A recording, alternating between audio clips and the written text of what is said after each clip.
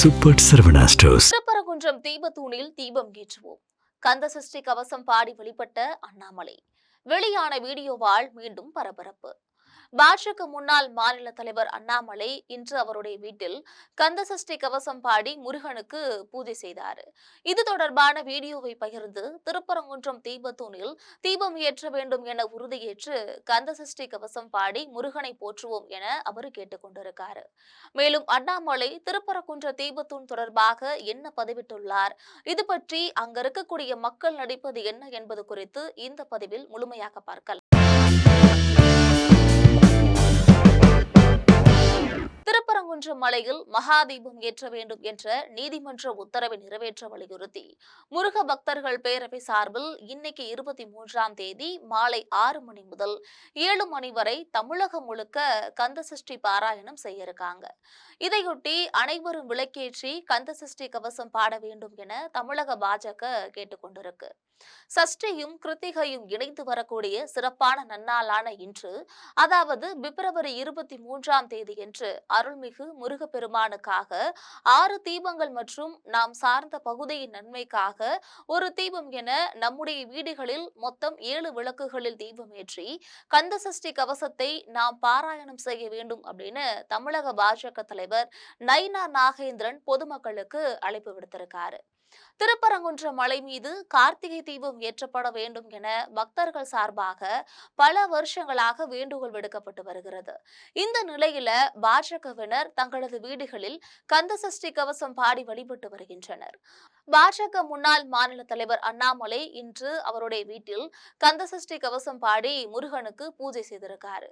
இது தொடர்பான வீடியோவை பகிர்ந்து கந்தசஷ்டி கவசம் பாடி முருகனை போற்றுவோம் அப்படின்னு அவர் கேட்டுக் கொண்டிருக்காரு.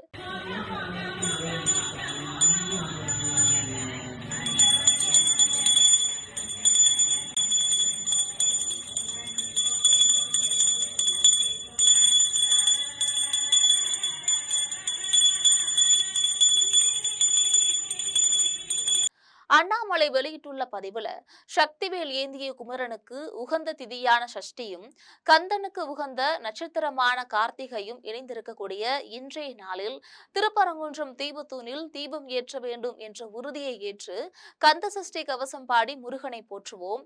அனைவரின் இல்லங்களிலும் உள்ளங்களிலும் கந்தசஷ்டி கவசம் பாடி முருகப்பெருமானின் பேரருள் உலக மக்கள் அனைவருக்கும் கிடைத்திட மனதார பிரார்த்திப்போம்.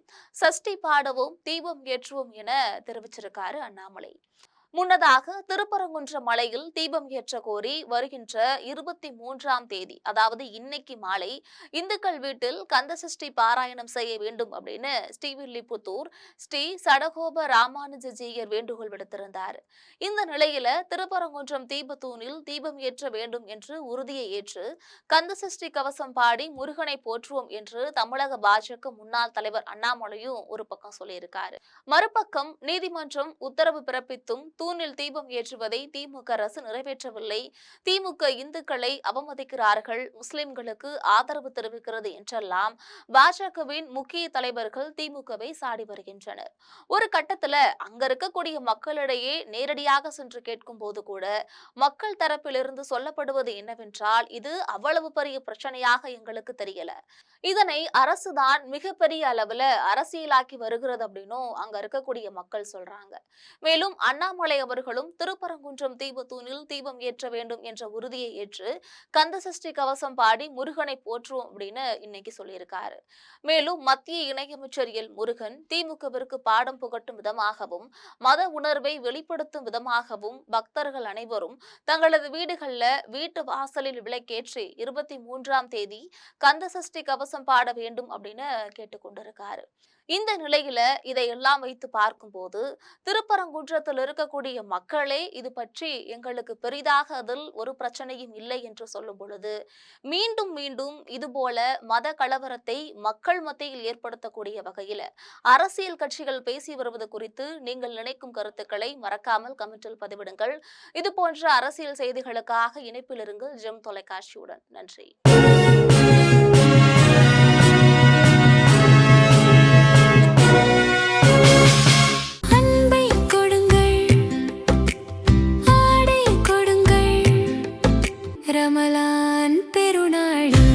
Super Saravana stores.